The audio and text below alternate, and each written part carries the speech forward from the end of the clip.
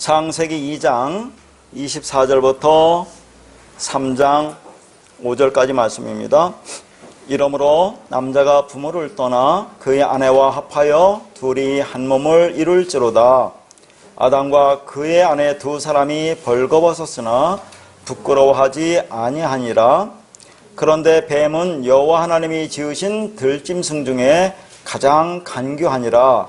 뱀이 여자에게 물어 이르되 하나님이 참으로 너희에게 동산 모든 나무의 열매를 먹지 말라 하시더냐?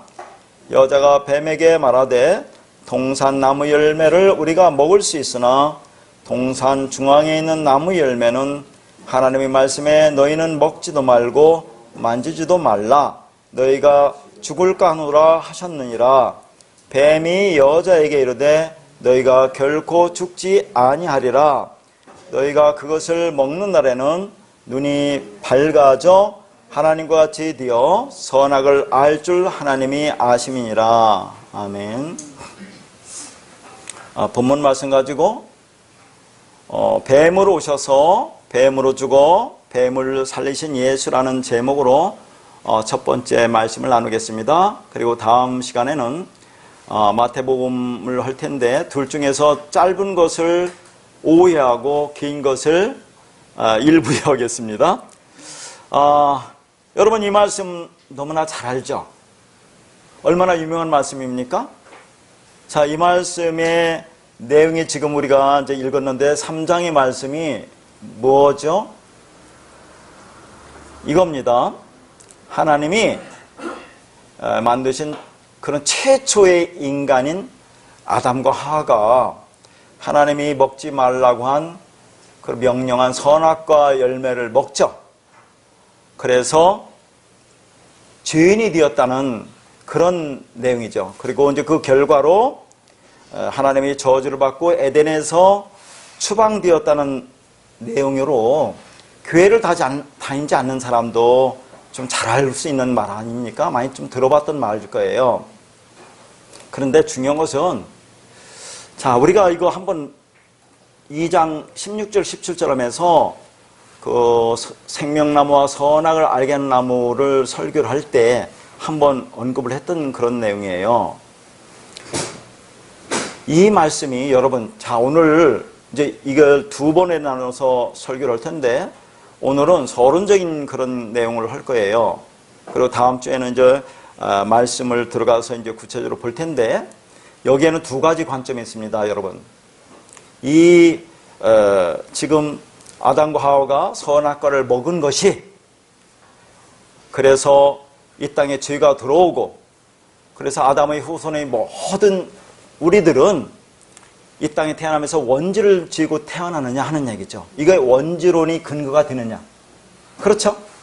또 하나는 여기 등장하는 뱀은 도대체 누굴까 하는 겁니다. 이 뱀에 대해서 견해가 나눠져요. 그 언어를 해서 분석하는 사람도 견해가 나눠지는데 제가 생각할 때는 저 나름대로 근거를 가지고 말을 할 텐데 이 뱀이 누구냐가 그렇게 중요한 건 아닌 것 같아요. 제가 쭉 보면서. 다만 하나님이 이 말씀 가지고 우리에게 전하고자 하는 얘기가 뭔지를 알기만 하면 되지 견해가 나눠지는데 이게 옳으냐 그게 옳으냐로 이걸 논쟁할 그런 것은 아닌 것 같아요. 왜냐하면 하나님 말씀이 얼마나 깊은데 하나님의 뜻을 누가 그렇게 다 알 수 있어요? 몰라요. 그러니까 그거 가지고 뭐 논쟁할 건 아닌 것 같고 다만 근거는 제 나름대로 근거는 갖고 이제 말씀을 드리겠습니다. 자, 그러니까 지금 무슨 내용이냐면 이 내용이 창세기 2장 16절 17절에서 그렇게 말씀하죠. 하나님이 뭐라고 말씀하죠? 동산에 있는 모든 나무 열매는 네가 먹어도 그 선악을 알게 하는 나무를 먹지 마라. 먹는 날에는 반드시 죽는다. 그렇게 얘기하잖아요. 그런데 그 말이 지금 무슨 말입니까? 동산에는 지금 나무가 몇 나무가 있어요? 몇 나무가 있어요? 저 에덴 동산에? 나무가 한 나무가 있어요. 거기 단수라고 있잖아요. 각종이라는 것은 그렇게 막 번역을 해놓는 거라니까요. 임의대로. 한 나무에 그 전에 다 했기 때문에 그걸 다시 들어가서 하기에는 시간이 많이 걸리니까 한 나무예요. 그 한 나무가 뭐라고요? 선악을 알게 하는 나무도 될 수 있고 생명나무도 될 수 있어요. 그러니까 지금 하나님이 동산 중앙에 선악을 알게 하는 나무나 생명나무를 놓고 자 이거 먹지 마라 그래요. 먹는 날은 네가 반드시 죽는다 했는데 그게 무슨 뜻이라고 했죠? 선악을 알게 하는 나무 하나 심어놓고 그거 안 먹어요. 보암직하고 뭐 탐스럽기도 하고 뭐 이런 거 지혜롭기도 할 만한 그런 것을 안 먹습니까? 먹으라고 준 거라고 했죠. 먹고 아 이것을 먹으면 안 되는 거구나. 내가 먹고 선악을 판단하는 존재가 돼서는 안 되는구나. 그때 선악도 우리가 생각하는 그런 선악이 아니에요. 자 그렇게 해서는 안 되는구나 알고 내가 그런 나의 율법적 선악 구조가 죽으면 나의 육신의 생각이 죽으면 그게 뭐라고 했어요? 생명나무를 먹는 거라고 했잖아요. 그러니까 네가 선악을 알게 한 나무를 먹어라. 먹고 그 안에 담기는 의미를 알으면 그게 생명나무를 먹은 거야. 요 얘기를 하는 거였죠. 그러니까 나무는 하나예요. 그러니까 그걸 먹고 깨달아 알아야 되는 거잖아요. 그런데 여러분 이제 그래서 3장이 넘어와서 아담과 하와가 이제 특히 하와가 뱀이 유혹했다 이걸 먹죠. 먹는데 아담과 하와는 깨달아요. 그걸 먹고 아 이게 무슨 뜻인지 알았어요? 몰랐잖아요. 이걸 지금 얘기하는 거예요. 하나님은 몰랐어요.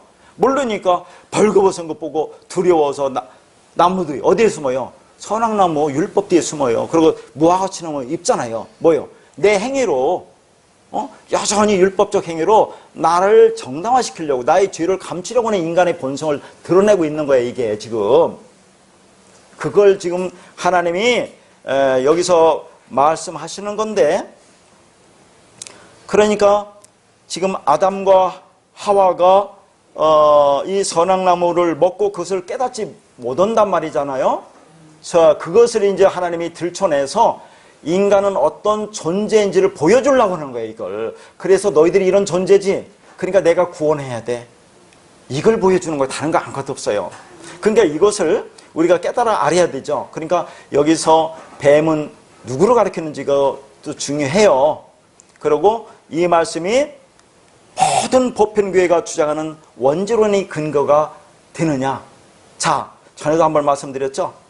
이것이 원죄론의 근거라고 하는 것을 보면 뭐 종교개혁자인 켈빈이라든가 대부분의 사람들이 이걸 그렇게 주장을 해요. 자, 그래서 전에 한번 말씀드렸는데 기억나나 모르겠네요. 그러니까 이 대부분의 사람들은 선악나무와 생명나무를 어떻게 해석하냐면 성경신학적인 토대를 근거로 구속신학을 근거로 이것을 말씀을 알고 있단 말이죠. 알고 있는 게 아니라 죄송합니다. 신화적 관점에서 맹목적으로 이해를 하고 있어요. 그래서 조직신학에서 이 생명나무와 선악을 알게 한 나무가 나오는데 그것은 인간론 중에서 죄의 기원을 설명할 때 나와요. 그리고 그 해석은 거의 언약신학적 관점에서의 해석입니다. 언약신학이 뭐냐면 인간이 하나님이 그만하신 선악과를 네 먹었지. 그러니까 네가 죄를 졌다. 그러니까 하나님이 이제 우리와 언약을 하잖아요. 언약을 해서 내가 내 아들 예수를 이 땅에 보내줄게.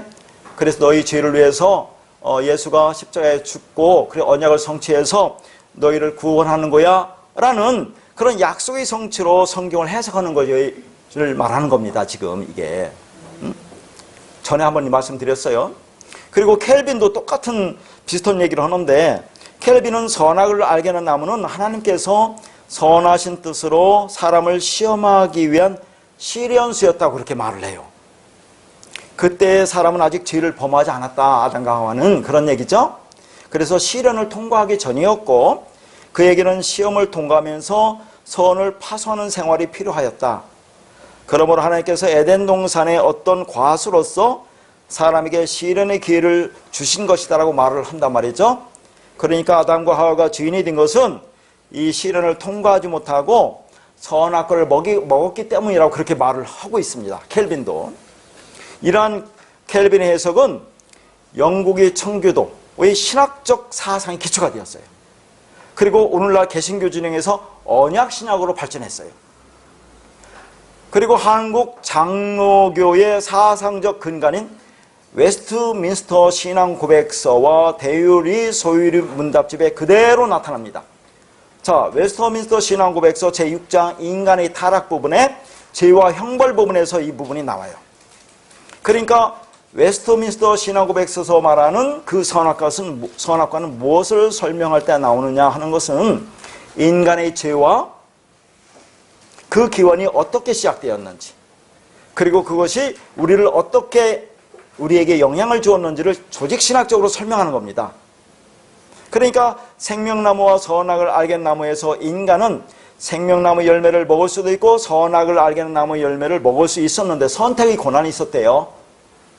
뱀으로 위장된 사탄의 유혹을 받아서 스스로 선악을 알게는 나무 열매를 먹음으로 죄를 범하였고, 그 결과로 저주와 심판을 받아 에덴 동산에서 쫓겨나게 되었다.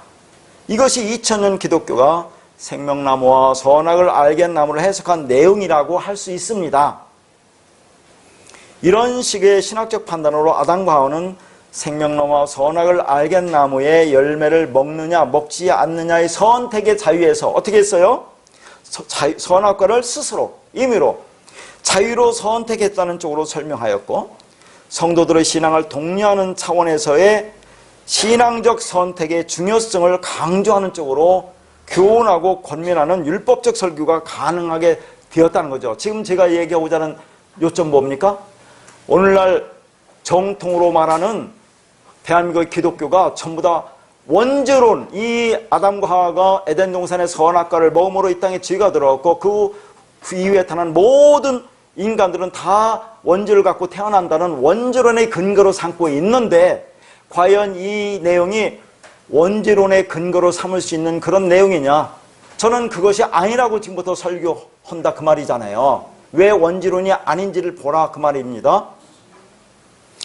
그러니까 이 말씀이 도저히 복된 소식이, 복음이 될 수 없는 비극의 이야기냐 하는 겁니다. 쓰여진 문자 그대로 읽었을 때 아무런 문제가 없을까 하는 거죠.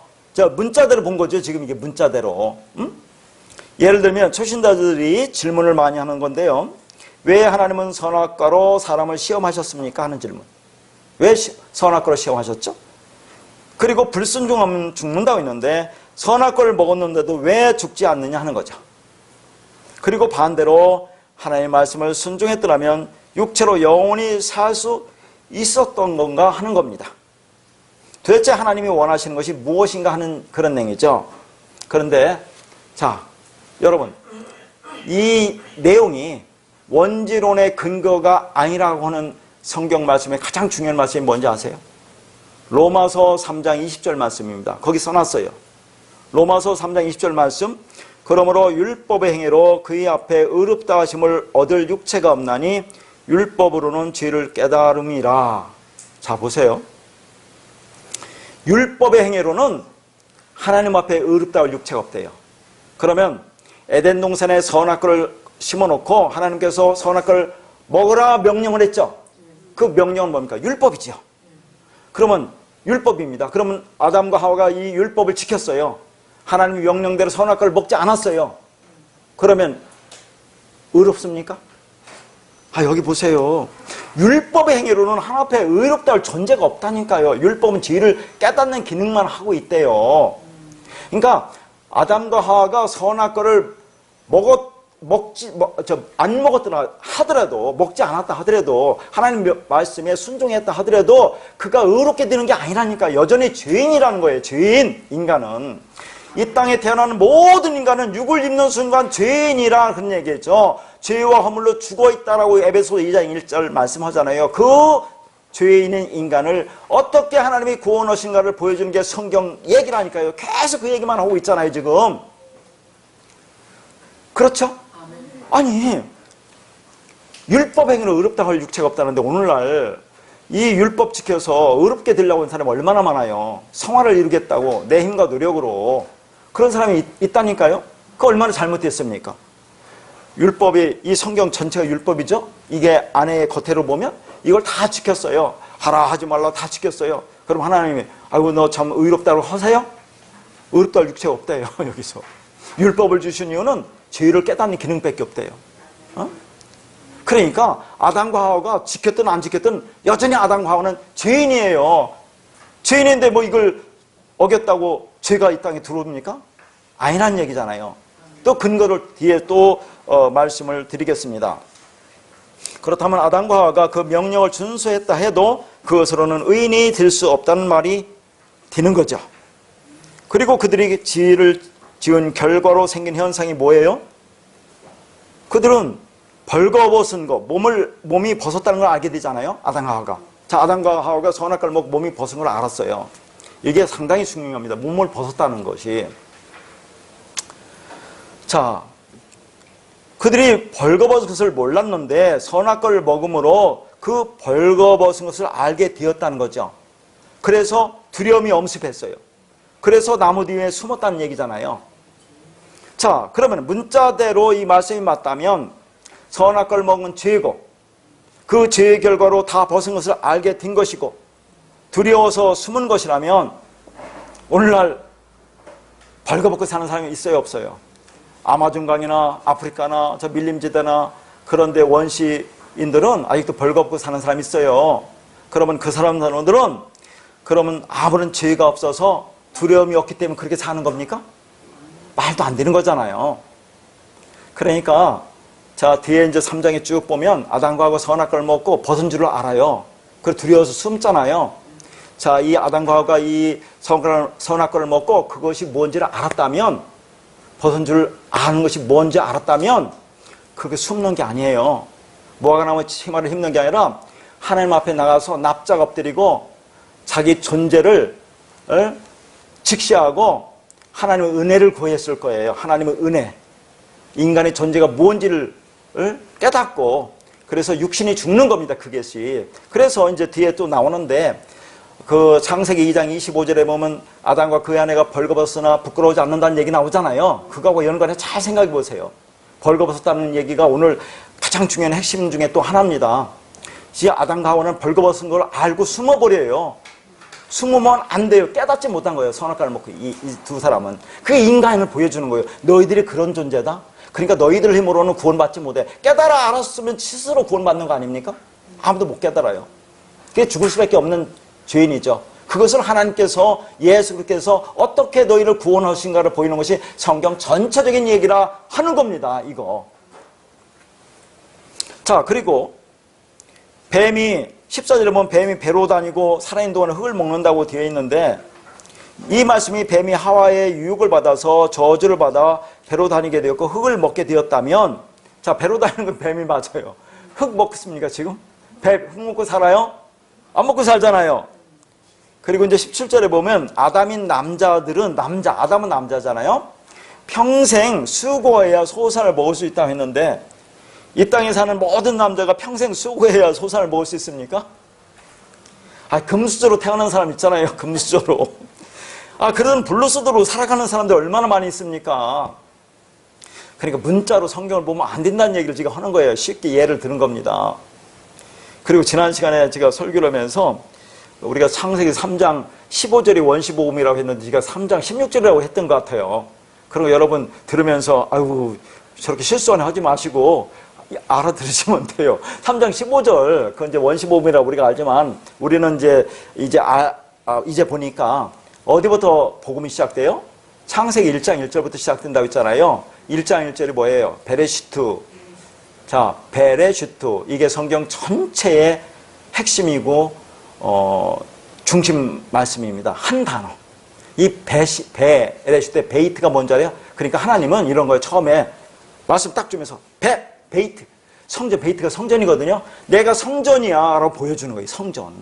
하나님을 나타낼 수 있는 방법이기 때문에 베이트라는 첫 단어, 첫 문자, 히브리 자음 두 번째 베이트, 하나님 집 하나님 성전을 나타내거든요. 그것부터 시작해요. 내가 이렇게 하나님의 성전으로 너에게 나타나서 레슈트로 내가 그렇게 십자가에 죽어서 그렇게 내 머리로 너희들한테 가서 너희를 교회로 하나님 나라 백성으로 만들어낼 거야가 성경 전체 얘기라고 있죠. 그것을 계속 뒤풀이하는 거잖아요. 지금 반복하고 또 반복하고. 그러니까 하나님만큼 반복 많이 하는 분도 없어요. 이제 그런데 그런 것들이라든가. 그러니까 우리가 문자로 봐서는 성경 말씀을 이해를 할 수 없다는 얘기예요. 자, 그리고 또 이런 거 한번 봅시다. 아담과 하와가 지은 지가 원지가 맞다면, 원지라고 한다면 한번 뭐예요? 노아의 홍수의 심판으로 죄가 완전히 한번 심판을 받았어요, 안 받았어요? 노아의 홍수 때 이 땅에 있는 모든 것은 다 아주 그냥 전멸되고 뭐만 살았어요? 노아의 가족 8사람만 살았죠? 그들은 살았어요. 그들은 의인이 되었잖아요. 한 번 심판에서 끝났지. 일사부재리 원칙에 의해서 끝났잖아요. 그러면 그들은 의인이 됐어요. 그러면 만약에 아담과 하와가 죄가 그것이 원죄가 돼서 그 후손에게 그것이 이어진다면, 그러면 노아의 방주 사건으로 그들이 의인이 됐으면 그 후손들은 그러면 의인으로 이어져야 될 거 아니에요. 그래 안 그래요? 그런데 그들이 의인입니까? 우리 여전히 죄인이잖아요. 그러니까 그런 얘기를 하는 게 아니에요. 이 땅에 태어나는 모든 인간들은, 예수도 이 땅 죄인으로 와요. 이따 보여줄게요. 예수도 죄인으로 온다니까요. 죄인은 없지만 다 죄인입니다. 응? 그럴 수밖에 없어요. 자, 그렇기 때문에 창세기에 나오는 아담과 하와가 선악과를 먹어서 죄가 이 땅에 들어왔고, 그게 원죄가 돼서 모든 사람, 태어난 사람이 다 죄인이라는 그런 말은 전혀 안 맞는 얘기예요. 또 한번 봐요, 여러분. 자, 거기 제가 말씀을 2개 놨어요. 신명기 24장 16절 읽어볼게요. 아버지는 그 자식들로 말미암아 죽임을 당하지 않을 것이요, 자식들은 그 아버지로 말미암아 죽임을 당하지 않을 것이니 각 사람은 자기 죄로 말미암아 죽임을 당할 것이니라. 에레미야 31장 29절 30절입니다. 그때 그들이 말하기를 다시는 아버지가 신포도를 먹었으므로 아들의 이가 시다 하지 아니하겠고, 신포도를 먹는 자마다 그의 이가 신 것 같이 누구나 자기의 죄악으로 말미암아 죽으리라. 뭐예요? 아버지 죄는 아버지가 당하고 아들의 죄는 아들의 죄가 당하는 겁니다. 지금 아버지가 신포도를 먹었죠? 그럼 누구 이빨이 쉬어요? 아버지 이빨만 쉰 거지, 그 아버지가 신포도를 먹는데 아들의 이빨이 왜 쉬어요? 그러니까 신포도를 먹는 자마다 이빨이 쉰 것처럼 누구든지 자기 죄로 죽는 거예요. 그러니까 우리가 오늘날 가문의 저주를 끊는다는 것이 얼마나 웃기는 얘기입니까? 가문의 저주가 끊어져요? 그게 가문의 저주가 있어요? 그러니까 우리가 출애굽기 20장에 십계명 줄 때 보면 너희가 나를 사랑하고 내 계명을 지키는 자는 천대까지 은혜를 베풀리라는 그런 말이 있잖아요. 그런 말씀 여러분 어떻게 볼 거예요? 그래서 예전에 그런 말씀 가지고, 자, 1대 예수 믿는 그런 가정이 있어요. 우리 집 같은 경우. 그러면 그 위에 있는 부모 형제나 그 조상들이나 그 선조들이 그 덕을 쌓지 않았기 때문에 교회에 그렇게 많은 헌신이나 봉사나 충성 같은 걸 하지 않았기 때문에 힘들다고 그런 얘기를 해요. 우리가 그렇게 쌓아야 되니까. 기도도 쌓지 않고 재단에다 기도 쌓지도 않은 꼴이 있기 때문에. 그런데 가정이 잘 되는 가정을 보면 그 선조들이 그렇게 기독교에 그렇게 많은 덕을 쌓고 복을 쌓아놨기 때문에 후손들이 그렇게 은혜를 받는다, 그런 얘기를 하잖아요.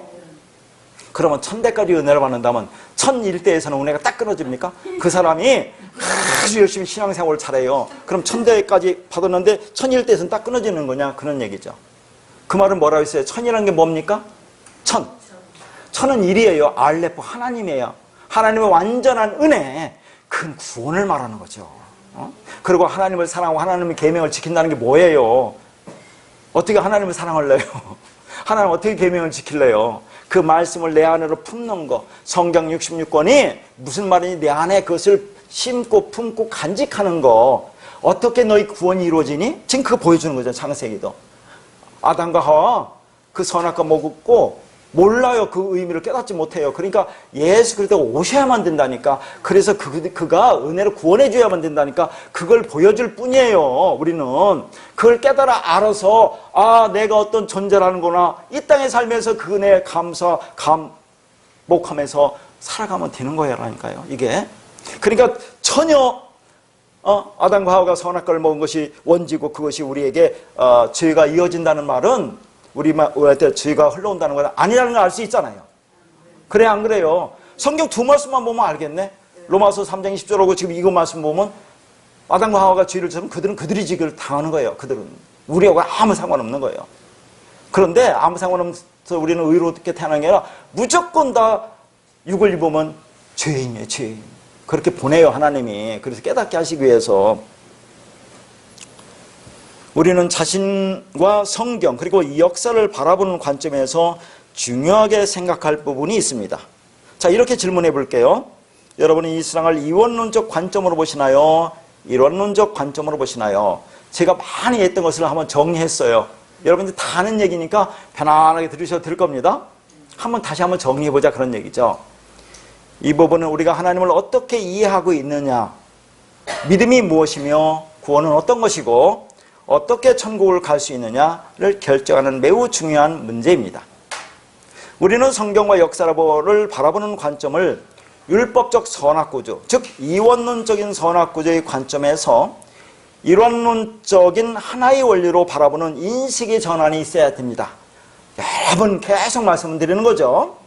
이러한 인식의 전환이 없이는 하나님과 이 세상과 이웃과 나 자신을 왜곡된 모습으로 내 욕망으로 보게 된다는 그런 말이에요.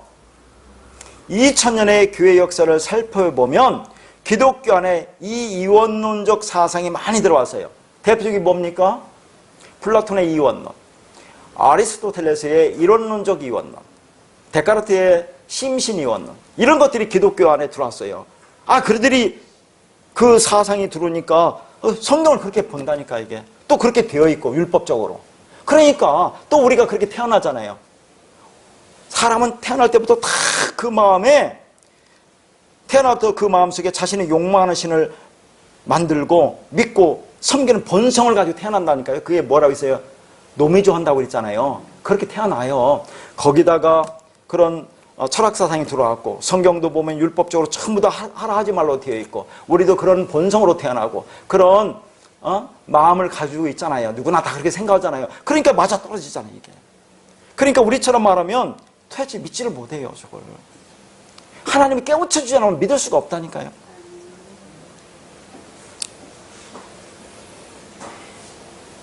그래서 성경을 이원론적인 선악구조로 해석하고 그로 말미암아 하나님을 오해하고 곡해하며 내 욕망과 우상으로 믿고 있는 사람이 너무나 많습니다. 전에 말씀드렸어요. 하나님을 우상으로 섬긴다는 말이 무슨 말인지 알죠? 하나님을 우상으로 섬긴다는 거 잘 아는 말씀, 출애굽기 20장 3절, 매일 제가 가끔 인용하는 말씀.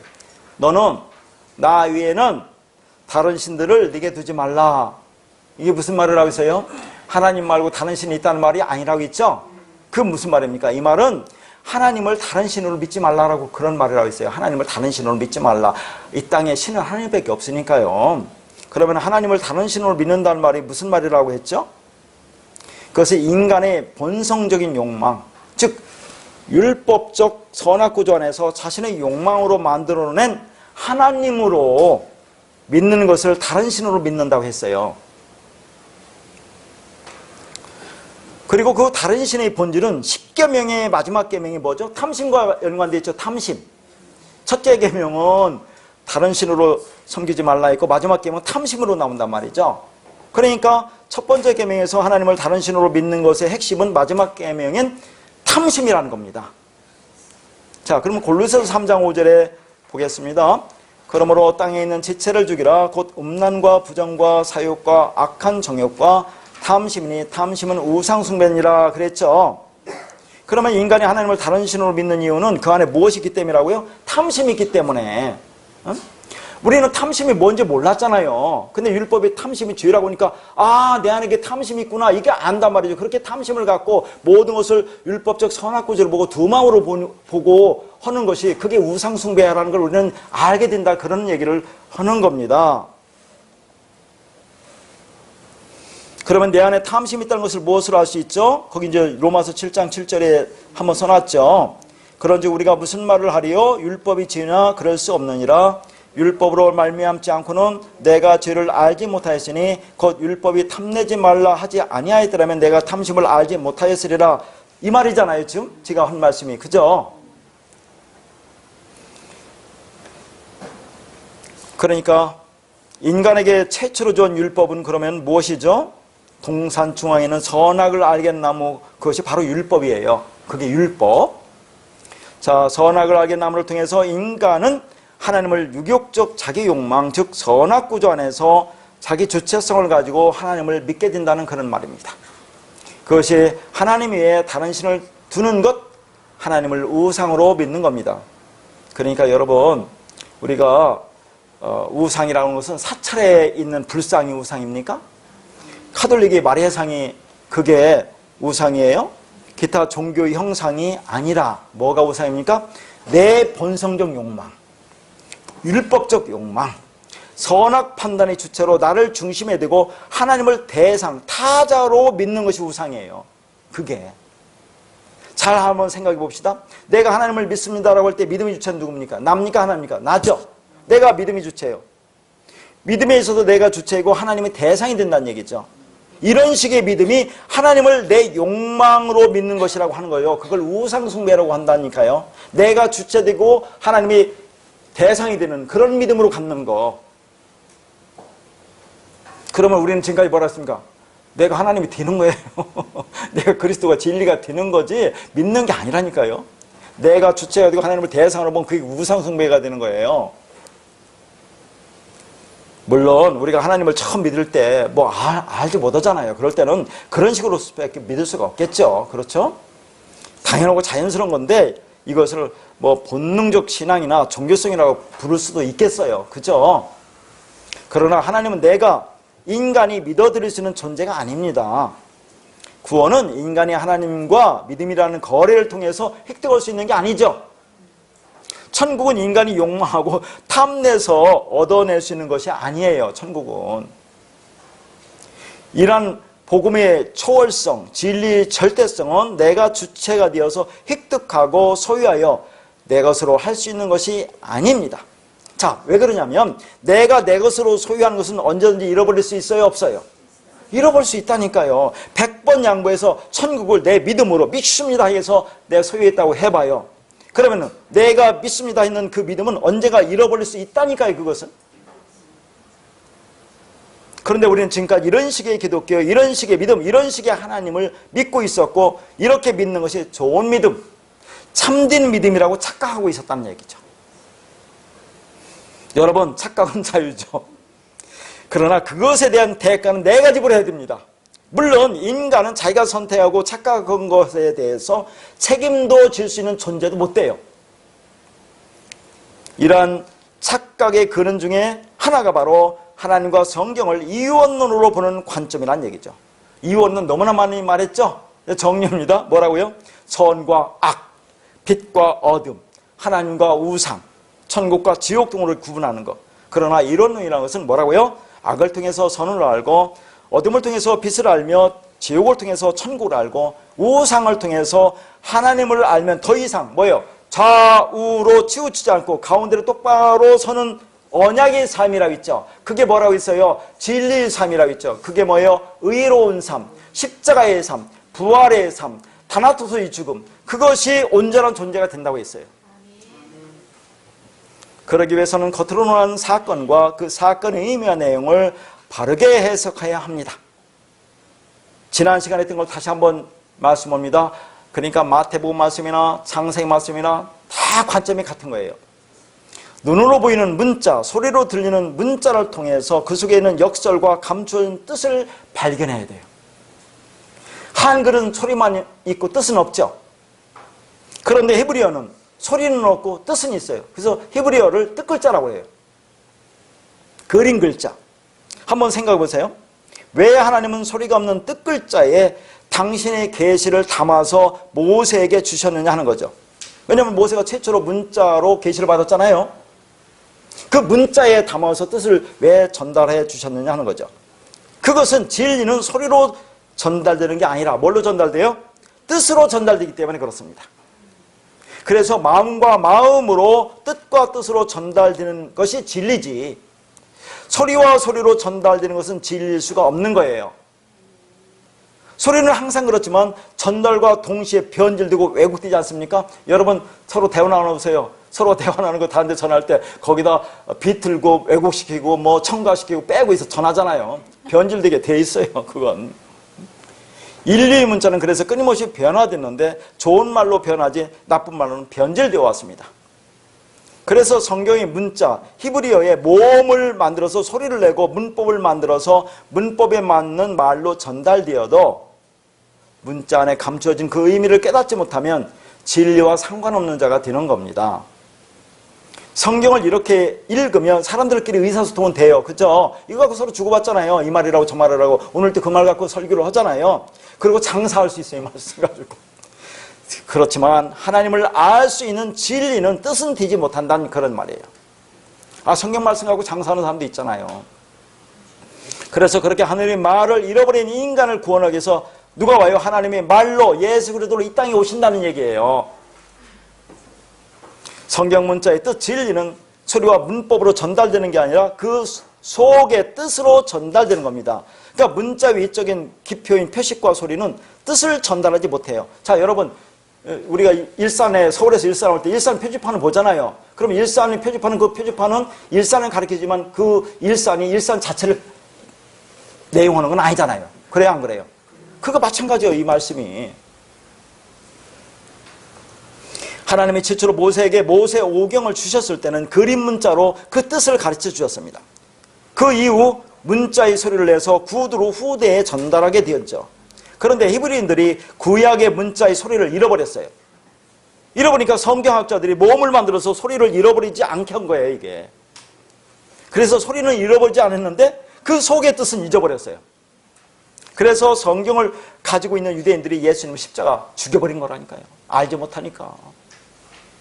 우리도 지금 계속 예수님을 십자가 죽여요. 다음 시간에 한번 볼 것 같아요. 일본 A부에서.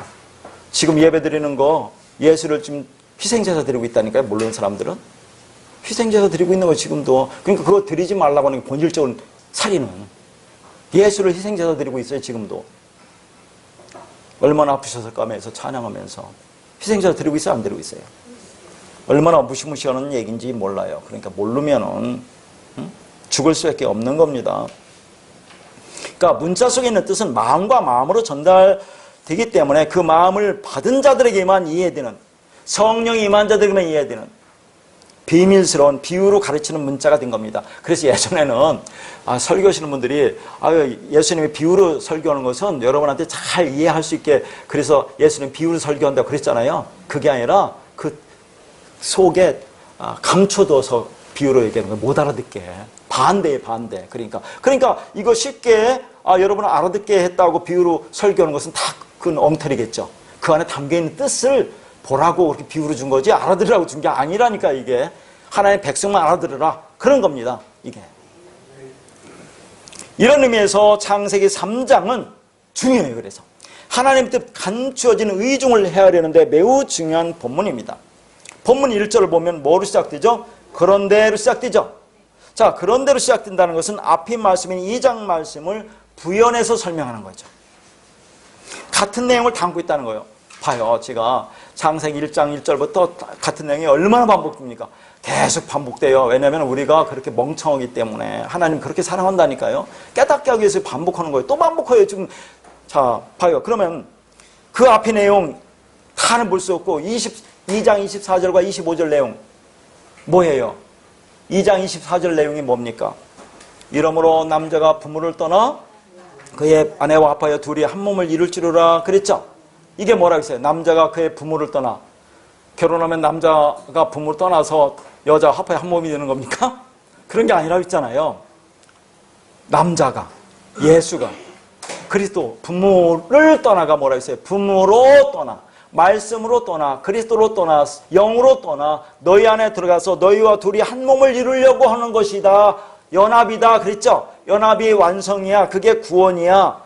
그리스도와 신부인 교회인 우리 각자가 우리 머리 되시는 그리스도와 연합되어지는 그 이야기라고 했어요. 그렇죠? 그러면 자, 잘 이해 안 되신 분들은 앞에 가서 자꾸 찾아보세요. 제가 지금까지 한 내용이 방대한 겁니다, 여러분. 그리고 한 편 한 편 설교가 그걸로 완결이에요. 그것만 잘 알고 있어도, 그 뜻만 알고 있어도 우리는 구원이지만 인간은 연약하잖아요. 그리고 계속 또 망각의 동물이잖아요. 그리고 조금만 나태해지면 금방 내 세상적으로 돌아가지 않습니까? 그러니까 또 듣고 그렇게 하는 거예요. 죽는 날까지. 그게 안 되니까. 완결입니다. 제 설교 한 편 한 편은. 자, 25절은 뭐라고 있습니까? 두 사람이 벌거벗으나 부끄러워하지 아니하니라고 그랬죠? 이것도 그리스도와 교회의 연합의 본질을 예표로 설명하고 있다고 했어요. 이 버섯다가 중요합니다. 오늘 또 한번 다시 설명할 텐데 이 버섯다가 아롬이라고 있어요. 왜 제가 미리 말하냐면 앞 뒷부분에 뱀이 간교하다고 있죠? 간교한 게 그게 아름이에요. 이따 나와요. 쓰지 마세요.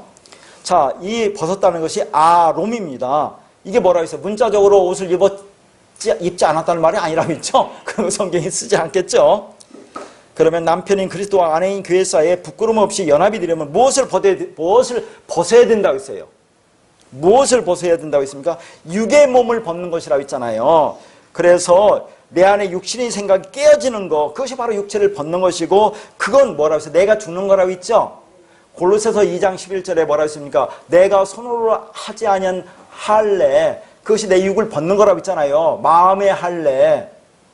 그 육체의 할례는 마음의 할례를 설명하기 위해서 한 겁니다. 마음의 할례. 마음의 할례는 뭡니까? 이 내 안에 질긴 이 율법적 선악 구조가 부서져야 돼요. 깨져야 돼요. 없어져야 돼요. 죽어야 돼요. 그래야 그리스도와 연합되는 것을 벗는다고 하는 거예요. 그러면 부끄럽지 않은 거잖아요. 부끄럽지 않아야 된다니까, 우리가 벗은 것이. 그게 죽는 것이. 완성되는 것이. 근데 아담과 하와는 보세요. 먹고 부끄러운다니까요. 부끄러워서 막 가리잖아요. 그럼 깨닫지 못한 거예요. 인간이 그래요. 우리는 안 그렇습니까? 열심히 설교 말씀 듣고 가봐요. 또 부끄러워하고 그러죠. 뭐 똑같은 거예요. 죽는 날까지 그럴 수밖에 없을 거래요. 그러나 이 안에서 진리가 되어가고 있을 거예요. 그 안에 자유를 누리고 지금 안식을 누리는 사람이 있을 거예요. 그러면 이 땅에 내가 하나님 나라라고 있잖아요. 하나님 그 말씀에 통치를 받는 거라고 있잖아요. 그러면 자유 아닙니까? 그러면 모든 것이 편해요. 구속받지 마세요. 기도? 오버털 텐데 기도하라니까 할 게 없어요. 뭐 맨날 진리 그것만 나에게 깨닫게 해달라는 그런 얘기만 하라고 했는데 이제 알았잖아요. 여러분이 알았으면 무슨 기도를 해도 그게 무슨 상관이 있어요. 하나님이 내 아버지니까 그냥 하세요. 한번 쭉 전 세계를 한번 왔다 갔다 한번 해보세요. 그럼 할 얘기 없나? 그 다음에 부모 형제부터 사돈의 팔촌까지 한번 하세요. 그들 기도해야 될 거 아닙니까, 여러분이? 왜 기도할 게 없어요? 그들 구원을 위해서 기도해야 될 거 아니에요? 이 말씀을 깨닫게 해달라고 하세요. 물론 하나님 뜻이지만 모르니까 하는 거라니까요. 그건 여러분이 할 몫인데 이제 다 됐다고 아무것도 않고 있다니까, 이게. 그러니까 이 말씀을 받은 사람들이 지리멸렬해 가고 있어요, 이게. 아무런 능력도 없고 교회가 이 모양 이 꼴이고. 반성하세요, 저부터도. 오늘 저부터도 심각하게 기도할 겁니다, 이제. 왜 기도를 안 씁니까? 그래서 우리는 죽지 않으면 안 됩니다. 반드시 죽게 되어 있어요. 새해 연초 첫 설교부터 죽으라는 말을 또 하는 겁니다. 죽지 않으면 안 돼요. 이게 설교 핵심이에요, 이게. 내 육을 벗는 거. 이거 죽는 겁니다.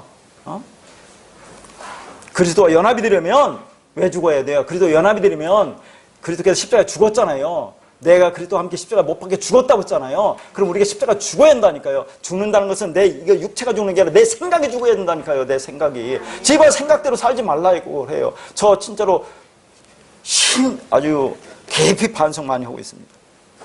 죽으려고 해요, 진짜. 여러분, 제가 맨날 죽는다고 하고 안 죽는데, 그러니까 여러분이 오든 말든 이제 상관없어요. 죽었으니까. 편하게 할 거예요. 그러니까 이 이야기를, 이 연합의 이야기를 창세기 1절부터 다시 하겠다는 거예요, 지금 이게. 다시 내가 하겠다? 못 알아들으니까? 그러니까 다른 이야기가 아니라 복음을 말하고 있는 거예요. 복음 얘기다 하는 거죠. 원래 성경은 장과 절이 있어요, 없어요? 없어요. 그냥 자음으로 쫙 그냥 주었어요. 띄어쓰기도 없어요. 히브리어 자음으로만 기록되었어요. 모음은 없었죠. 그래서 성경을 읽을 때는 장과 절을 무시하고 한 통으로 읽는 겁니다. 그러니까 2장 25절과 3장 1절을 나눠놓을 필요가 없는 거예요. 나누니까 이 얘기 따로 이 얘기 따로라고 하는데 계속 연속되는 거예요. 이게 연속되는 거. 앞에 얘기를 다시 할게. 내가 또 다시 준다. 니들 못 알아들으니까.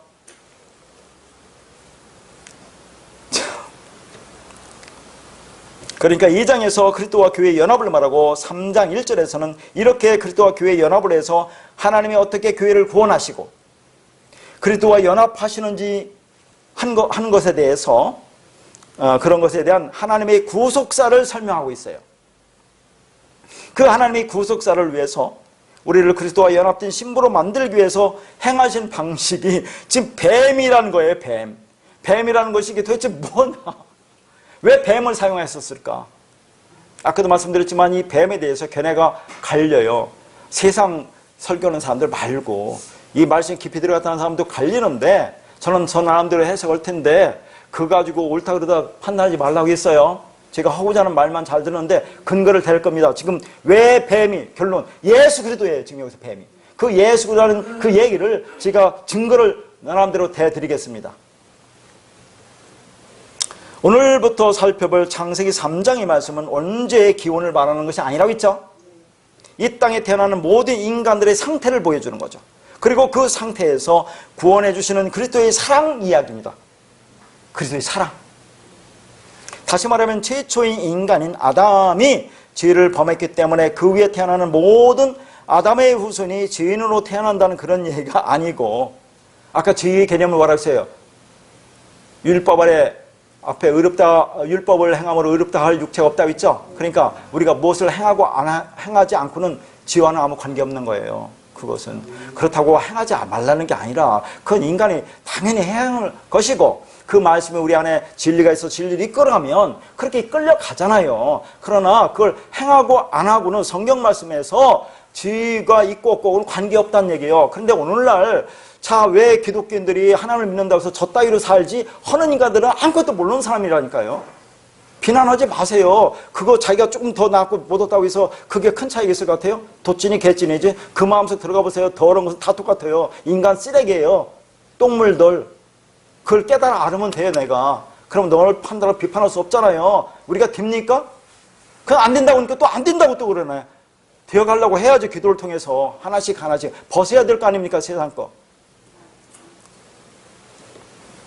그러니까 성경 말씀이 얼마나 깊고 참 어렵고 중요하고 되어가는 것이 천국 한번 생각해 보세요. 여러분 꼴가닥 죽으면 영원토록 그 산다는 그거 한번 생각해 보자니까 가끔 생각하세요 안 하세요?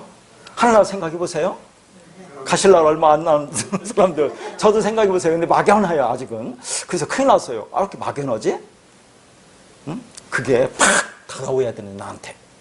그러면 뭐예요? 얼마나 편하겠습니까? 아직은 조금 덜 다가온 것 같아요. 응? 그 영원한 그 삶 있잖아요. 그러니까 이 땅에서부터 체험해야 돼요, 여러분이. 이 땅에서 천국을 누리라니까요. 하나님 나라로 살아간다니까요. 응? 그래야 그 나라가 쉽게 우리가 접할 수 있어요. 나중에 물론 나라 있겠죠.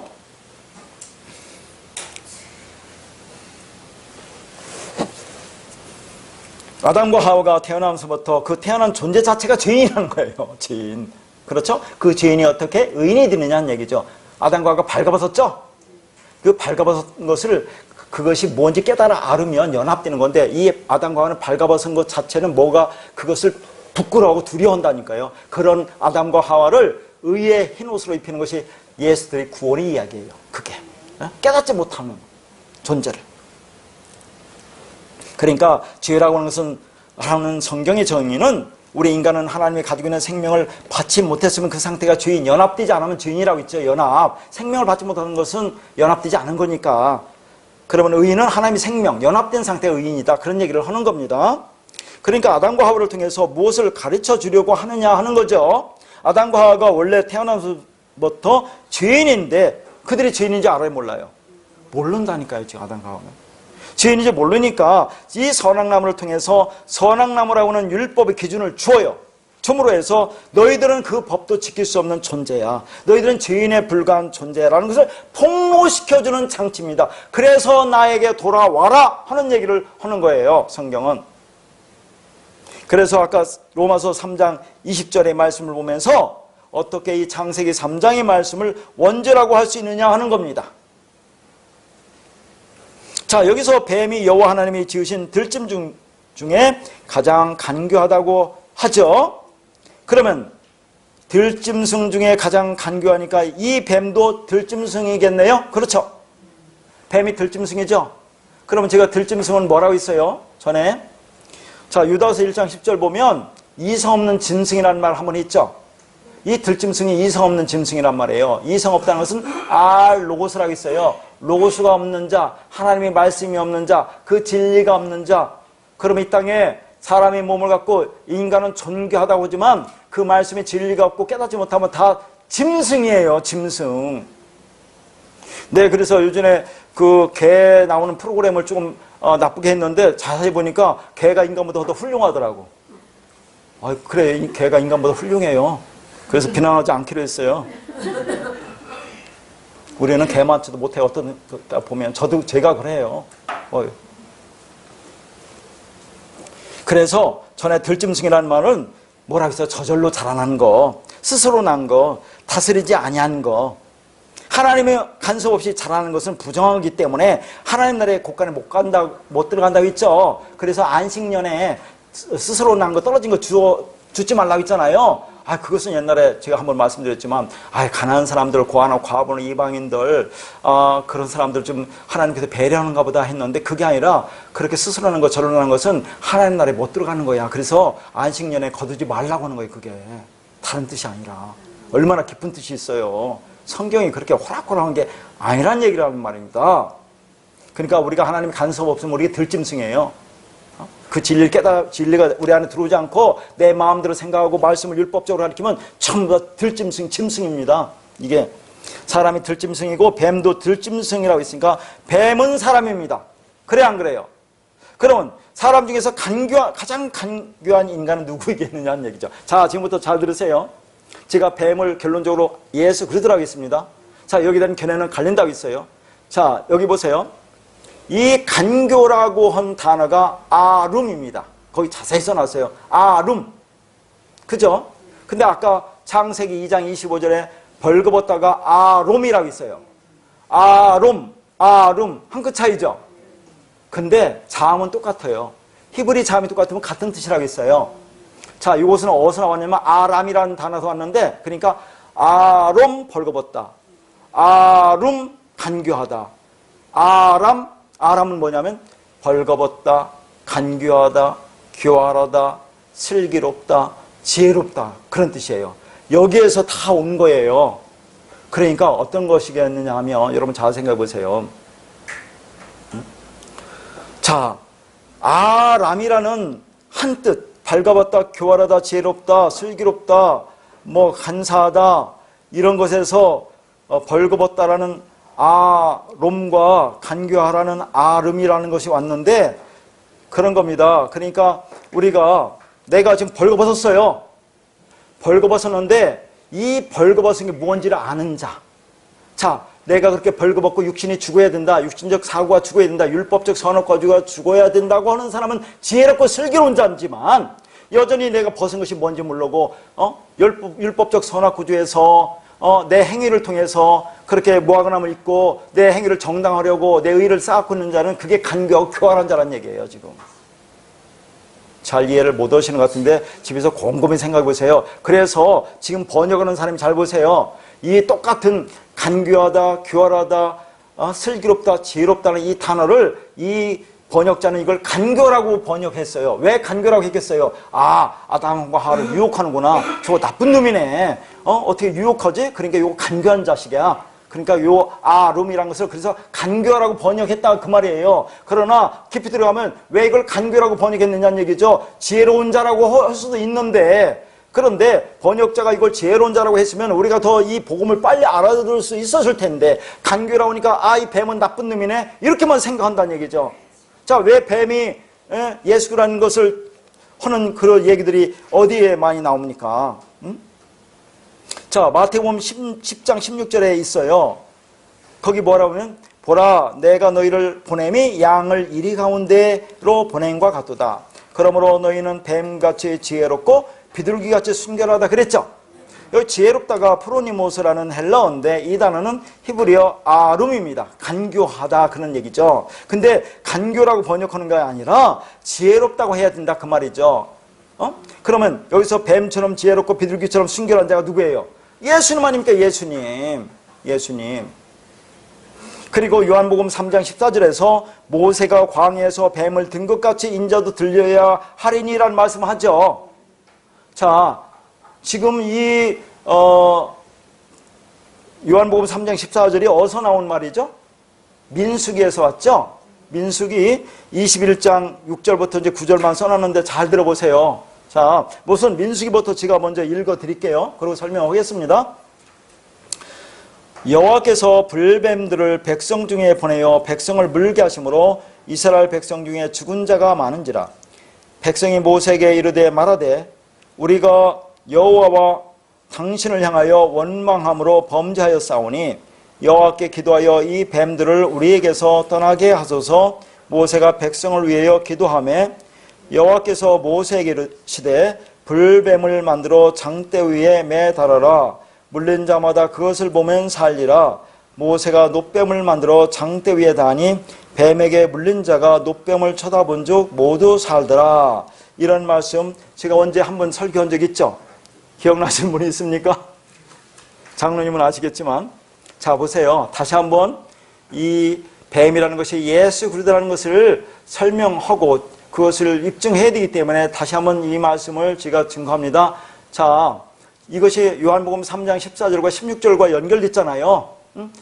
요한복음 3장 14절에 모세가 광야에서 뱀을 든 것 같이 인자도 들려야 하리니 하면서 3장 16절에 뭡니까? 하나님이 세상을 이처럼 사랑하사 독생자를 주셨으니 저를 믿는 자마다 멸망하지 않고 영생을 얻게 하려 하심이라 하는 그 말씀과 이 말씀을 연결해서 우리가 보아야 돼요. 중간에 한 절은 빼놨지만 지금 왜 여호와께서 불뱀들을 이스라엘 백성에 보내서 그들을 물려 죽게 합니까? 왜 그러죠? 이스라엘 백성이 원망하잖아요. 무슨 원망합니까? 나 하찮은 식물 싫어. 하찮은 식물이 뭐겠어요? 이스라엘 백성들이 원망하는 하찮은 식물이 뭡니까? 그게 만나라니까, 하늘에서 내려주는 만나. 그거 싫대요. 하나님 말씀 진리는 싫대요. 그럼 뭐 달라고 해요? 애굽에 있는 마늘, 파, 부추, 고기 이거 달라고 하는 거 아닙니까? 이게 인간이라니까요. 진리 싫어. 애굽에 있는 율법 줘. 그러니까 하나님의 불뱀을 보내서 물게 하니까 많은 사람이 죽었다고 하죠. 그래서 죽고 가고 있어요. 그러니까 이스라엘 백성들이 회개하잖아요. 그러니까 모세가 하나님께 기도하니까 하나님 모세에게 뭐라고 합니까? 그럼 불뱀을 만들어 장대에 매달아라. 본 자, 이거 보다가 중요해요. 보는 자는 살리라. 그러니까 모세가 너 불뱀을 만들어 달라고 했는데 놋뱀을 만들어 다네. 그러면 놋뱀을 장대에 다니 뱀에게 물린 자가 놋뱀을 쳐다보면 모두 살더라, 이런 말이잖아요.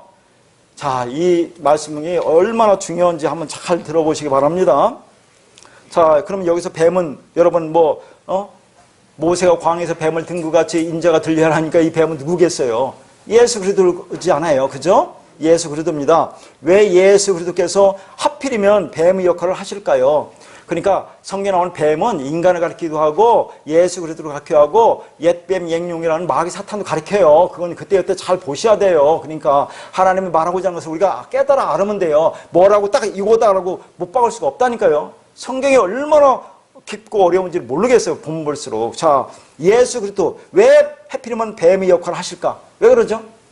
니들이 뱀인 새끼니까 우리가. 뱀 새끼를 구하려면 뱀은 오셔야 된다니까요. 예수 그리스도께서 이 땅에 오신 것은 죄인인 우리를 구원하시기 위해서 오셨죠. 그러면 죄인을 구원하기 위해서는 죄인의 모습으로만 오셔야만 됩니다. 그래서 로마서 8장 3절 썼어요. 한번 보세요. 율법이 육신으로 말미암아 연약하여 할 수 없는 그것을 하나님은 하시나니 곧 죄로 말미암아 자기 아들을 죄 있는 육신의 모양으로 보내어 육신의 죄를 정하사라고 말씀하시죠. 이 말씀이 뭡니까? 자, 하나님이 그러니까 율법이 연약해서 할 수 없대요. 그러니까 육체를 통해서 육신을 통해서 하나님이 어떤 일을 행하신단 말이죠. 지금 그 육체를 통해서 하나님이 하시는 일은 자기 아들을 예수 그리스도를 이 땅에 육신의 모양으로 보내요. 그래서 그 육신의 모양의 죄를 정한다 그런 얘기죠.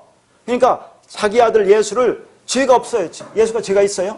율법적이나 율법적인 도덕적, 윤리적, 사회법적 그런 죄라든 것이 없는 분이 예수님 아닙니까? 그런 죄가 아니라 지금 하나님이 뭔가 설명하기 위해서 뭔가 이루기 위해서 그 아들을 이 땅에 보내서 육신의 모양으로 보냈죠. 그럼 육신의 모양은 거기다 너 죄 있어 라고 한다는 얘기예요. 지금 하나님이. 그 죄인으로 오야 우리를 구원하기 때문에 그래서 뱀 새끼인 우리를 구원해서 뱀으로 오신다니까요. 자, 왜 뱀인가 한번 보세요. 여기 제가 몇 가지 써놨는데 이런 말씀이 수도 없는데 제가 쭉 읽어보겠습니다. 마태복음 3장 7절 보니까 유한이 많은 바리새인들과 사두개인들이 세례 베푸는 데 오는 것을 보고 이르되 독사의 자식들아 누가 너희를 가르쳐 임박한 진노를 피하라 하더냐. 마태복음 12장 34절 독사의 자식들아 너희는 악하니 어떻게 선한 말을 할 수 있느냐. 이는 마음에 가득한 것을 입으로 말함이라. 그 다음에 마태복음 23장 33절 뱀들아 독사의 새끼들아 너희가 어떻게 지옥의 판결을 피하겠느냐. 그 외에도 많아요. 여기서 뱀들아 독사의 새끼들은 누구를 가리켜요? 뭐 바리새인들? 아니에요. 우리를 가르치는 거예요. 그들은 대표적으로 써는 거지. 바리새인들이 어떤 사람인데요. 그들은 율법을 철저히 지켰어요. 우리는 거기에 진짜로 따라가지도 못해요. 그러니까 여기서 말하는 독사나 뱀들이라는 것은 우리를 말하는 거, 우리. 너희들이 뱀들이고 독사 새끼들이야. 뭐 다른 게 있어요? 이 땅에 태어나는 모든 사람들은 일단 뱀으로 태어난다는 얘기죠. 그러니까 그렇게 뱀으로 독사로 태어난 우리를 예수 그리스도께서 구원하시기 위해서 이 땅에 뱀의 모습으로 오실 수밖에 없다, 그런 얘기입니다. 원래 뱀이라고 하는 말 속에는 말쟁이라는 뜻이 있어요. 왜 그럴까요? 혀가 두 개니까. 배 보세요. 렐렐레 할 때 혀 두 개잖아요. 그게 다 그냥 있는 게 아니에요. 혀 두 개. 혀가 두 개란 뭡니까? 두 마음을 가지고 있다는 뱀이. 우리가, 인간이. 율법이 두 마음이잖아요. 하라 하지 말라 등이 두 마음으로 되어 있는데 이것이 깨져야 하기 때문에 모세가 율법이 대표적인 10계명의 돌판을 깨트려 버린다고 전 시간도 얘기했죠. 그러니까 율법은 깨져야 한다. 제가 얼마나 말합니까? 노미조 하지 마라. 그거 깨져야 돼 하는 얘기를 계속 하는 거잖아요. 율법적으로 보지 마. 그래서 이제 모세가 중요한 것은 두 번째 돌판을 받아올 때 모세 얼굴에 뭐가 나요? 광채가 나요. 참 기가 막히죠. 첫 번째 저 율법이 돌판이 깨지고 두 번째 돌판을 받아오니까 얼굴에 광채가 난다는 것은 뭡니까? 두 번째 돌판은 뭐라는 얘기야? 진리라는 게 진리. 야, 진리가 지금 모세 안으로 들어왔어요. 모세의 마음에 새겨진 겁니다. 신비에 새겨지니까 모세 얼굴에서 빛이 말씀 진리가 나온다 하는 얘기예요, 이게. 그 밖에 있는 율법은 깨지고 너희 마음속에 신비 속에 새겨져야 그게 구원이라고 표현해 주고 있는 겁니다. 그래서 주님도 제가 늘 얘기하는 거 요한복음 14장만 이렇게 많이 나와요. 제가 안 써놨는데 나중에 읽어보세요. 요한복음 14장 15절 너희가 나를 사랑하면 나의 계명을 지키리라. 요한복음 14장 21절 나의 계명을 지키는 자라야 나를 사랑하는 자니. 요한복음 14장 24절 나를 사랑하지 아니하는 자는 내 말을 지키지 아니하니. 이런 말씀 어떻게 할 거냐고 다른 사람하고 대화 나눌 때 이웃집 교회하고 그 성도들하고 교인들하고 대화 나눌 때 한번 해보세요. 너 하나님을 그렇게 사랑하면 하나님 율법을 지킨다고 하는데 너 그렇게 하냐? 한번 물어보세요. 이게 그 어떤 말인가? 말씀대로 그렇게 살고 행한다는 말이 아니라고 있죠? 뭐라고 있어요? 이거 지킨다가 테레오라고 있죠? 영어로는 킵이에요. 킵이 뭐예요? 마음에 간직하는 거. 영어만 봐도 마음에 간직하는 거지 뭘 행하는 게 아니라. 그렇죠? 그러니까 마음의 말씀을 품고 간직하는 것, 색이라는 것이 새 언약이라고 했죠.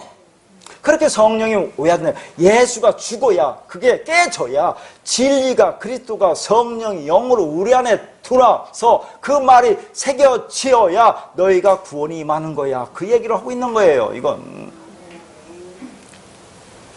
그러니까 성경 66권이 설명하고 있는 성경이 말하고자 하는 그 하나님 마음을 네 마음에 새기라는 겁니다. 그런데 우리는 처음부터 그렇게 태어납니까? 지금 어떻게 태어났어요? 속이는 자, 거짓말쟁이, 뱀새끼, 독사의 자식으로 태어나잖아요. 그런데 그렇게 하나님 우리를 만들어 놓고 이 나쁜 자식아 왜 너 죄를 짓느냐 그렇게 합니까? 우리는 그렇게 모든 것을 이원론으로 선악으로 판단하는 땅적 존재에 불과하지만 하나님의 절대적인 선은 우리가 하나님의 생명을 받아야지만 그때서 깨닫게 되는 겁니다. 자, 그리고 이제 뱀이라는 것이 히브리어로 나앗이라는 거 있고 뒤에는 이제 사라프라는 거 있는데부터 나앗이라는 거 보세요. 자, 그래서 왜 어디서 갈리냐면 여기서 이렇게 나눠지더라고요. 이 나앗이라는 뱀이 나앗인데 이걸 파장하는 데서 이제 두 부류로 가려져요. 이 나앗이라는 것이 자음이 뭘로 되냐면 거기에 눈, 헤트, 신 이렇게 세 개로 되어 있거든요. 그 눈이라고 하는 것은 아래 것이라는 것이고 이 헤트라고 하는 것은 뭐냐면 이게 울타리, 그 다음에 그 안에 갇혀있는 거, 생명이라는 그런 말이고 이 쉰이라고 하는 것은 분석하다 그런 말이거든요. 그래서 자, 여러분이 알고 있는 그 목사님은 이렇게 해요. 아래 것으로 왜곡해서 분석하다 그렇게 얘기를 하시더라고요. 아래 것으로 분석해서 왜곡해서 분석하다. 그러니까 아래 것이 율법이겠죠. 그걸 왜곡해서 분석해서 주니까 그러니까 이 뱀이 간귀한 뱀이 자, 야 아담과 하와야 선악과 먹어 그러면 눈이 밝아져서 하나님처럼 된단다 이렇게 했다고 하는 거예요. 율법을 그냥 지금 비틀어서 지금 전해주고 있다 이렇게 하는데 또 한 부류에서는 또 이것을 뭐로 보냐면 아랫말로 아래 것으로 위말을 가르친다라고 또 이렇게 해요. 자, 아래 것, 이게 눈이 아래 것이라고 있죠? 신이 분석하여 이 헤트가 울타리고 울타리 안에는 뭐예요? 울타리가 성전이거든요. 아래 그 성전에서 그 말씀을 율법을 가르쳐서 생명을 주다라는 그런 말도 또 한단 말이죠, 이게. 그러니까 한편에서는 요 나시를 파자하면서 서로 다르게 해석을 하니까 자, 이 나시가 간교하다, 마귀 사탄이다 이렇게 보고, 한편으로는 이 나시가 아랫말로 가르쳐서 위말, 아랫말로 위말을 가르친다. 그래서 생명을 주는 거다. 성전 울타리 안에서 그 울타리 속에는 율법을 분석해서 그것을 주어서 생명을 주는 거다 해서 예수 그리스도로 보는데, 저는 후자편을 택한다 그런 얘기입니다. 지금까지 쭉 이걸 봐서. 근데 그걸 뭘로 보는 것은 하나님만 알지 우리는 몰라요. 논할 필요는 없고, 다만 여기서 우리가 알고자 하는 말을 잘 보면 돼요. 그래서 저는 그 뱀이 예수를 가리킨다고 하는데, 뱀인 우리를 구원하시기 위해서 뱀으로 오셔야 하기 때문에 예수님을 뱀이라고 지금 아시면 된다 그런 얘기입니다. 자, 그러면 지금부터 이제 지금 민수기 말씀을 가지고 요 말씀을 다시 한번 해석할 테니까 잘 들어보세요. 자, 요 뱀이 여기서 그 민수기 말씀의 불뱀이 뭐냐면, 지금 뱀이라는 것이 이제 창세기는 나시가 있고, 민수기 말씀은 21장에 뭐냐면 사라프라는 단어예요. 사라프. 뱀이 사라프라는 단어인데, 자, 지금부터 왜 뱀이 예수 그리스도인지를 아주 어려운 그런 것으로 해석해 드리겠습니다. 이 사라프라는 거, 이 사라프가 어디서 나온지 아세요? 이 사라프가 여러분 이사야 6장을 보면 이사야 6장 1절부터 3절까지 여러 번 안 써놨는데 너무 많아서 잘 들어보세요. 이사야 6장 1절 3절에 뭐라고 했냐면 이렇게 합니다. 우시야 왕이 죽던 해에 이사야가 보니까 그 성전 안에 주의 그 옷자락이 가득해요. 그렇죠? 그리고 2절에는 스랍들이 있는데 6날개가 있어요. 그럼 2날개는 얼굴을 가리고 2날개는 발을 가리고 2날개는 날고 있어요. 그리고 3절에는 거룩하다 여호와 만군의 여호와여, 그 여호와의 영광이 온 땅에 가득하다라는 것을 얘기를 해요 지금. 근데 여기서 나오는 스랍이라는 것은 우리가 볼 때 그냥 막연하게 날개 달린 천사지 이렇게만 알고 있는데, 요 스랍이라는 것이 불뱀이라는 사라프와 똑같은 단어예요. 어디서는 이 사라프를 불뱀이로 보고 어디서는 이 천사로 번역한다니까요. 아니, 스랍으로 한다니까요. 그러니까 천사로 안 했죠. 그러니까 저는 이거 스랍이 예수 그리스도란 얘기예요. 왜 예수 그리스도라고 제가 설명하는지 잘 들어보세요. 거기 자세히 써놨으니까 나중에 보시고 제 설명을 한번 들어보세요. 자, 지금 이사야 6장 1절에 여호와의 주님의 옷자락이 성전에 가득하죠. 옷자락이 뭡니까? 주의 옷자락이 말씀이에요. 말씀. 왜 그렇죠? 자, 복음서에 보면 그 혈병 앓는 여자가 예수의 옷가를 만지자 그 혈류의 근원이 사라져 구원을 받았다고 하죠. 그럼 뭐예요? 예수와 접촉한다는 것은 예수와 연합된다는 거죠. 말씀, 진리, 옷자락을 만났다는 것은 말씀과 진리와 연합됐다는 거죠. 그러니까 그 혈병 앓는 여자가 구원받았다는 그런 얘기예요. 그러니까 성전에 옷자락이 가득하다는 것은 말씀이 지금 성전 안에 가득하다는 얘기예요. 그 성전 안에 진리가 가득할 거 아닙니까? 그러면 3절에 자, 여호와의 영광이 온 땅에 가득하다고 있죠. 땅이 뭡니까? 호계. 그것도 성전이에요. 성전의 여호와의 영광이 말씀이 가득하다 그 말입니다.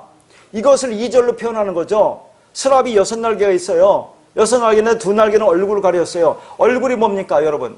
얼굴이 히브리어로 파님이에요. 파님. 헬라어는 프로소폰인데 이 얼굴이라는 것은 하나님 얼굴이 있어요 없어요? 말씀이라니까요. 말씀. 그러니까 저 2날개가 이게 여러분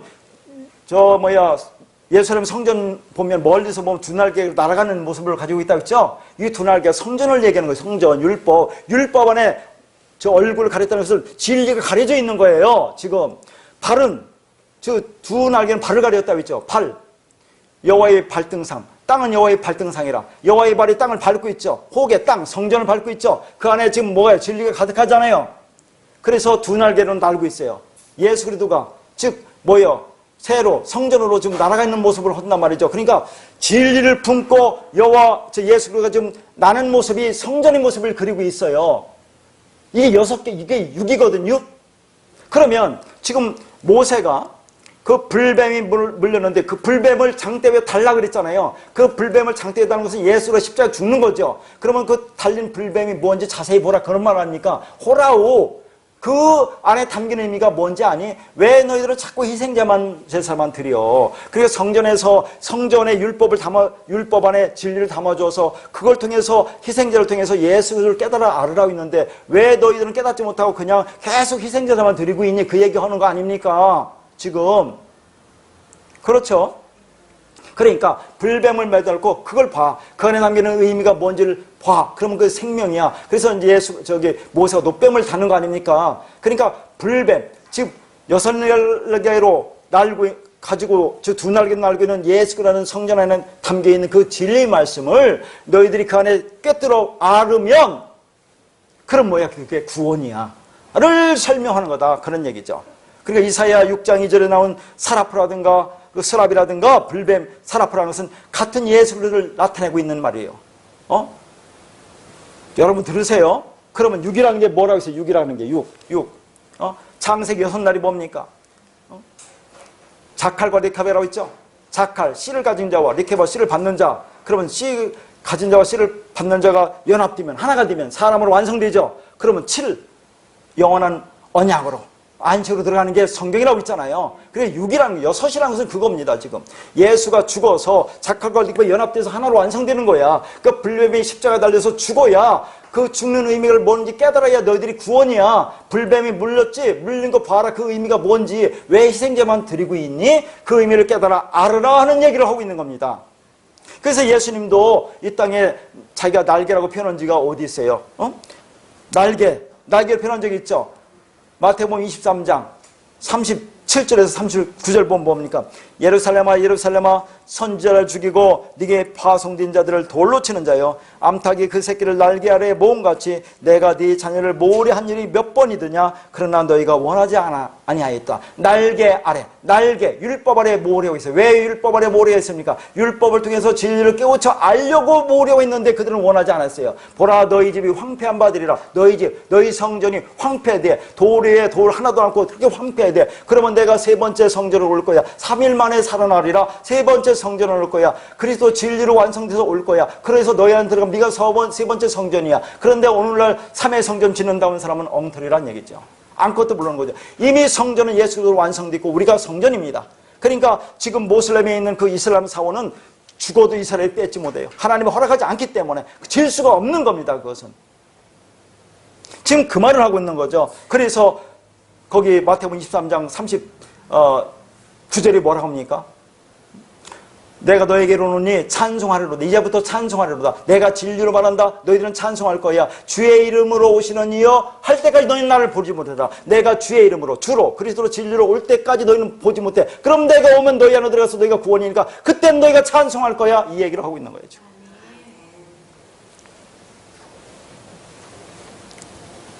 그래서 2날개로 오신 예수, 그 2날개인 성전을 통해서 그것이 무엇인지 알면 하나님을 보게 된다는 것이고 그것이 진리를 마음으로 가진 자가 된다는 겁니다. 그런데 그 날개가 무엇인지, 그 새가 무엇인지를 알면 그 주님으로 말미암아 구원을 받게 된다는 거죠. 그래서 찬송하라고 하는 겁니다. 그래서 예수님이 민수기 말씀을 통해서 인용해서 내가 그렇게 불뱀으로 달릴 거야.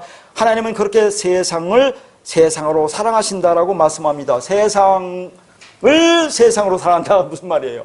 이것도 요한복음 3장 16절 그렇죠? 14, 15, 16절이니까 하나님이 세상을 이처럼 사랑하사, 하나님이 세상을 이처럼 사랑했다는 뭡니까? 그러니까 보편 구원론자들은 바로 하나님이 이 세상을 이렇게 사랑해서 다 구원할 거야 그런 얘기하잖아요. 이처럼이 뭡니까? 자 3장 14절 모세가 광야에서 뱀을 든 것 같이 그렇게 예수가 십자가 달려 죽어야 그 달려 죽은 그 예수를 통해서 너희들이 구원을 받게 되는 거야. 그렇게 세상으로 노뱀으로 불뱀으로 그렇게 율법으로 오신 예수가 죽어서, 그렇게 세상으로 오신 예수가 죽어서 세상인 너희들 그런 독사의 새끼들 뱀들을 구원하실 거야. 하나님 세상을 이처럼 사랑하사 이를 믿는 자마다 믿는다. 아까 민수기에서는 뭐랍니까? 보라고 있죠. 호라우가 보라는 거예요. 말씀, 진리, 그 안에 담긴 진리를 보라. 그게 믿는 거란 얘기예요. 그러니까 여러분 자꾸 믿는다고 하니까 내가 뭘 믿는 게 아니라 보는 거예요. 말씀을, 진리를 보는 거예요. 보면 내가 믿는 겁니다. 그게 보면서 그걸 깨달으면 내가 믿는 거야. 그 얘기를 하고 있는 겁니다. 하나님은 그렇게 세상을 세상으로 사랑하신다고 하죠. 무엇으로 사랑합니까? 하늘의 것은 이 땅에 내려올 수가 없기 때문에 세상으로 와서 세상을 사랑하십니다. 그래서 예수님이 그 세상 놋뱀, 불뱀, 율법이 되어서 죽으신 거죠. 그리고 불뱀을 보내서 물게 하셨는데 그것이 두 날개 성전인 예수라는 겁니다. 그러니까 지금 불뱀이 여자를 물죠? 여자가 불뱀에 물려서 죽어야 된다는 거죠. 그렇게 죽게 되었을 때 처방을 주시는데 불뱀을 언약의 등에 매달라는 겁니다. 즉 언약의 관점에서 그 불뱀이 죽는 것이 무엇인지 알면 보면 산다. 그런 얘기예요. 믿는 게. 그런데 너희들은 성전에서 그 성전만 섬기고 있고 그 성전이 뭔지 보아야 호라워야 사는데 그것을 보려고 하지 않고 제사만 드리고 있다고 하시는 겁니다. 그래서 보면이라는 단어가 여기서 헬라어로 호라오라는 거죠.